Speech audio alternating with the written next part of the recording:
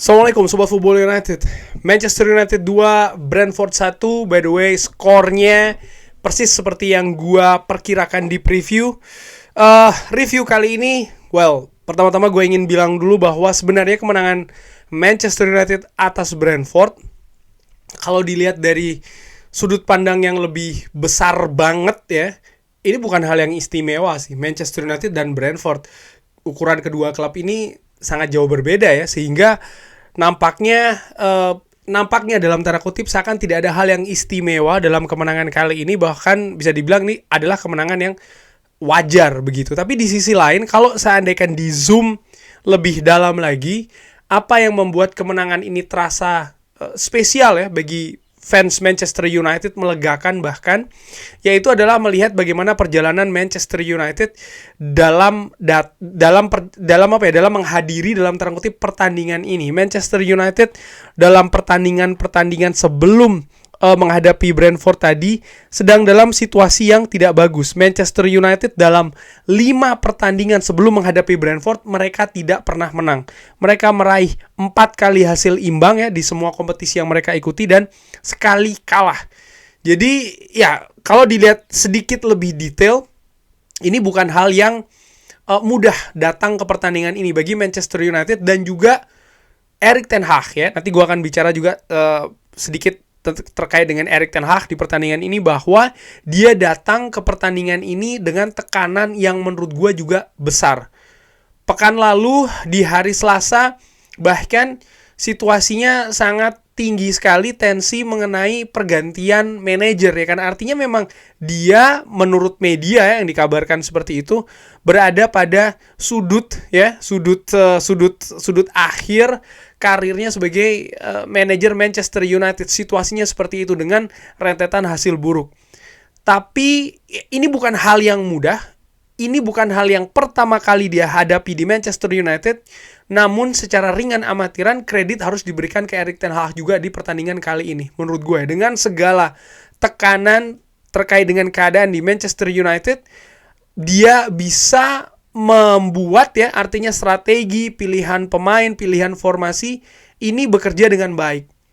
Gue akan mulai dulu review dari babak pertama. Manchester United di 20 menit pertandingan awal nampaknya masih kesulitan untuk bisa menemukan ritme permainan, di mana Brentford lebih banyak mereka menguasai jalannya pertandingan dalam hal possession.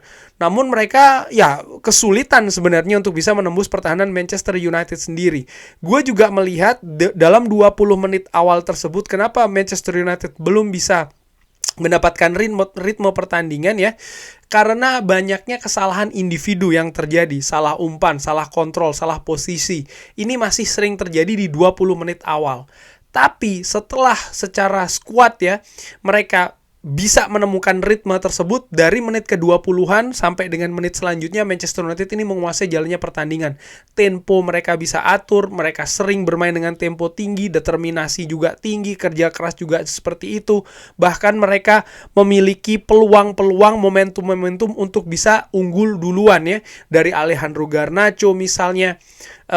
Bahkan berapa kali, sekitar 2 kali ya kan, shoot yang sangat terbuka sebenarnya bagi seorang Alejandro Garnacho, tapi tidak bisa dimanfaatkan. Lalu juga ada Christian Eriksen, walaupun akhirnya wasit melihat bahwa prosesnya ada foul dengan Casemiro, tapi Manchester United bisa berada di pertandingan. Itu maksud gue, mereka bisa tampil dengan tajam, membuat peluang dan juga momentum. Bahkan sepak bola yang mereka peragakan menurut gue sepak bola yang enak untuk disaksikan. Nah, akhir-akhir pertandingan ada situasi di mana Matthijs de Ligt ya kan, yang by the way juga itu gua ada tanda tanya besar terkait dengan kepemimpinan wasit, utamanya di babak pertama, karena Matthijs de Ligt yang dikeluarkan oleh wasit karena kepalanya ini keluar darah ya kan. Ini kan kalau pelanggaran yang dilihat ketika dia ada kejadian itu, benturan itu, sangat aneh sekali karena lutut dari pemain Brentford mengenai kepala dari Matthijs de Ligt dalam kejadian duel. Tapi justru foul diberikan kepada pemain Manchester United yang melakukan foul dan tendangan bebas untuk Brentford ya. Dan ketika dikeluarkan, ini membuat situasi tidak sama dalam hal organisasi pertahanan untuk menghadapi set piece. Dan betul saja pemain dari Brentford, Pinoch, Ethan Pinnock bisa membuat gol yang menurut gue dengan free heading. Ada ketidakdisiplinan penjagaan dari Diogo Dalot di situ ya, di menit penghujung babak pertama, di mana hal ini, gol tersebut terasa menyakitkan karena ada dua hal. Nomor satu, terjadi di ujung pertandingan di babak pertama, di mana poin nomor dua, Manchester United sedang tampil dengan enak nih, dengan ya mereka bisa menciptakan momentum dan juga peluang, hanya tinggal ketajaman saja yang belum hadir serta gol ya di babak pertama.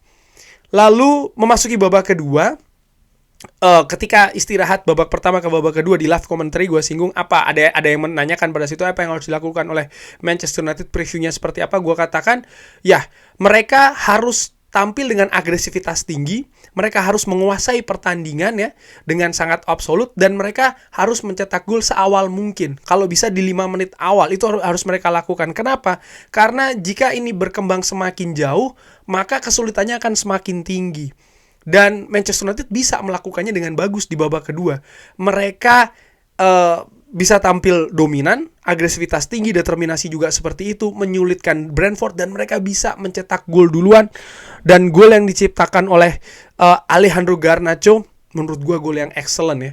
Bagaimana prosesnya, lalu juga assist dari seorang Marcus Rashford. By the way, di babak pertama Marcus Rashford juga tampil bagus. Bagaimana umpan-umpan pergerakannya bagus menurut gue, pergerakan tajam, umpan akurat, pembacaan situasi juga menurut gue juga bagus. Dan di babak kedua, hal yang dinantikan bisa terjadi. Alejandro Garnacho mencetak gol, dan ini seperti kayak bahan bakar yang sangat besar sekali bagi permainan Manchester United di babak kedua. Mereka menemukan langsung ritme dari awal, dan ini yang tidak didapat di pertandingan di babak pertama. Jadi sangat penting sekali Manchester United untuk bisa menyamakan kedudukan seawal mungkin di babak kedua, dan mereka setelahnya semakin menekan ya, semakin menguasai pertandingan, mereka tidak lepas kontrolnya, dan akhirnya bisa mencetak gol kedua dari Rasmus Højlund. Asis yang brilian juga dari seorang Bruno Fernandes, asis yang yang berkelas sih menurut gue, yang magnifico betul, dan finishing juga yang excellent dari Rasmus Højlund. Keadaan 2-1, ini bukan keadaan yang menurut gue mudah. Manchester United menguasai jalannya pertandingan di babak pertama, mereka banyak menciptakan momentum dan juga peluang, tapi mereka ketinggalan dulu. Memasuki babak kedua, ini kan situasinya bisa saja Brentford yang menancapkan kaki lebih dulu di pertandingan. Mereka yang memegang inisiatif dulu. Bisa saja mereka yang tampil lebih solid, lebih akurat, sehingga Manchester United nggak tembus-tembus nih ya penyerangannya ke gawang Brentford. Tapi menurut gua, kredit juga harus diberikan kepada Erik ten Hag. Bagaimana pendekatan taktiknya berhasil di pertandingan ini. Di babak pertama mereka sudah tampil enak, tapi mereka kebobolan dulu. Tapi di babak kedua mereka tidak menyia-nyiakan momentum yang mereka dapatkan di hampir keseluruhan babak pertama. Mereka lanjutkan, di mana ini bukan hal yang mudah ya, karena ada jeda ini loh, istirahat babak pertama ya kan ke babak kedua. Dan ya, mereka melakukan apa yang harusnya mereka lakukan. 2 gol, kemenangan, 3 poin, ini merupakan hal yang penting. Dan terkait dengan penampilan individu di pertandingan tadi, ya Andre Onana menurut gue tampil luar biasa di pertandingan tadi. Penyelamatannya di babak pertama, di babak kedua bagaimana dia juga bisa membaca situasi, membaca crossing misalnya. Tapi yang excellent juga bagaimana umpan-umpan dari Andre Onana ya. Tadi ada beberapa situasi di atas lapangan, utamanya yang gue ingat adalah umpan ke Diogo Dalot. Luar biasa, bisa pas betul, bisa enak betul. Hanya saja ketajaman dari seorang Diogo Dalot yang ya tidak berada di sana sehingga tidak bisa dimaksimalkan sebagai peluang. Jonny Evans, Matthijs de Ligt menurut gue tampil excellent di pertandingan tadi. Ya tampil dengan fighting spirit yang luar biasa. Jonny Evans juga dengan pengalamannya menurut gue penting sekali. Lisandro Martinez yang tampil di bek kiri, menurut gue ini bisa menjadi solusi ya ketika Manchester United belum ada bek kiri murni di sana. Diogo Dalot di kanan juga menurut gue tampil bagus, walaupun ya ada beberapa sloppy moment menurut gue ya, hal-hal yang seharusnya bisa diperbaiki dari Diogo Dalot. Tapi secara keseluruhan menurut gue dia tampil balance, menyerang, bertahan, dia tampil oke. Dan di lini tengah, Casemiro dan Christian Eriksen, duo ini menurut gue juga tampil bagus ya. Casemiro dengan membaca situasi, tackling-tacklingnya, duel-duelnya, umpan-umpannya. Christian Eriksen pun juga demikian ya. Umpan-umpan kunci yang diperagakan tadi menurut gue juga memberikan kontribusi yang bagus, sehingga pertandingan pun tadi juga secara keseluruhan enak ya untuk disaksikan. Gue sedang melihat statistik dari seorang Christian Eriksen di pertandingan tadi. Dia membuat 4 umpan kunci. Ini merupakan sesuatu yang bagus. Di gelandang serang, Bruno Fernandes kapten tadi menurut gue tampil lebih seperti free roll ya, karena dia tampil ada di mana-mana. Key passes 2 cukup oke, dan penampilannya bagus. Big chances created, dia bisa menciptakan 1, ada 2 shot on target juga, dan assist ke Rasmus Højlund. Penampilan Bruno Fernandes tadi gue lihat juga sangat cair sekali. Dia ada di depan, dia ada di tengah, dia ada di kanan, dia ada di kiri. Di babak pertama dia lebih banyak di sisi kanan, di babak kedua dia lebih banyak di sisi kiri. Seperti inilah yang gue harapkan Bruno Fernandes minimal ya, dan semoga dia bisa memaintain permainan seperti ini. Lalu 2 sayap kanan dan juga kiri, Garnacho dan juga Marcus Rashford tampil tajam. Marcus Rashford kerja keras betul. Ada banyak hal yang bisa dipuji menurut gue dari penampilan Marcus Rashford. Dia tajam, dia akurat juga ya. Dia mau bekerja keras tracking the ball. Tadi ada situasi ketika Diogo Dalot gagal memanfaatkan peluang. Lalu Diogo Dalot itu ya seperti kayak masih menyesali tidak bisa memaksimalkan peluang ya, padahal Marcus Rashford ada di kotak penalti lawan. Tapi dengan cepat gue lihat dia bisa tracking the ball, sehingga dia bisa ada di daerah bertahan Manchester United sebelah kanan. Dia siap untuk mengcover seorang Diogo Dalot. Kerja keras ini yang gue suka dari penampilan dari Marcus Rashford di pertandingan tadi selama 90 menit lebih. Garnacho menurut gue pemain terbaik di pertandingan tadi ya, dengan segala plus minusnya, tapi bagaimana dia bisa tampil cepat, dia tampil kerja keras, naik turun. Lalu juga akhirnya dia bisa mencetak gol ya. Menurut gue tampil mengancam. Ini juga merupakan sisi positif di pertandingan tadi dari seorang Alejandro Garnacho. Dan juga Rasmus Højlund menurut gue tampil cukup bagus, cukup oke di pertandingan tadi. Bagaimana gerakan-gerakan first touch-nya ya, terutama ketika membelakangi gawang lawan, ketika dia menerima umpan, ini sering sekali berhasil. Dan ya ini bisa ditingkatkan lagi. Secara keseluruhan gue puas dengan permainan dari Manchester United. Tentu saja jika diharapkan Manchester United menguasai pertandingan 100%, tidak memberikan peluang kepada Brentford, tidak seperti itu ya, karena ini Premier League. Seperti gue katakan tadi di awal, kemenangan ini sebenarnya kalau dilihat dari sudut pandang yang jauh banget, ini kemenangan yang wajar. Manchester United menang kepada Brentford. Tapi ketika kita zoom in lagi, kita melihat bagaimana situasi Manchester United saat ini, kemenangan ini terasa spesial gitu ya. Dimana 5 pertandingan sebelumnya Manchester United tanpa kemenangan, Manchester United juga tampil di pertandingan ini dengan kesulitan, artinya mereka ketinggalan dulu. Dan ketika ketinggalan dulu, gue sempat tanda tanya gitu, wah Manchester United kesulitan membuat gol. Sekarang ketika mereka ketinggalan duluan, apa yang mereka lakukan? Mereka harus mencetak paling tidak 2 gol nih, untuk bisa mendapatkan 3 poin. Di babak pertama mereka banyak menyia-nyiakan peluang nih. Apakah di babak kedua mereka bisa tampil tajam, bisa memaksimalkan peluang-peluang mereka mendapatkan?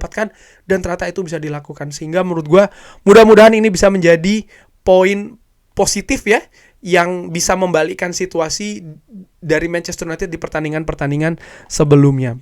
Kurang lebih seperti itu membahas review pertandingan antara Manchester United menghadapi Brentford. Menang 2-1, 3 poin, job is done ya untuk pertandingan ini. Tapi bagaimana menurut Sobat Bobolan United? Seperti biasa silahkan drop di kolom komen. Terima kasih sudah menyaksikan. Jangan lupa like, sholat, dan juga subscribe. Wassalamualaikum warahmatullahi wabarakatuh. Thank you.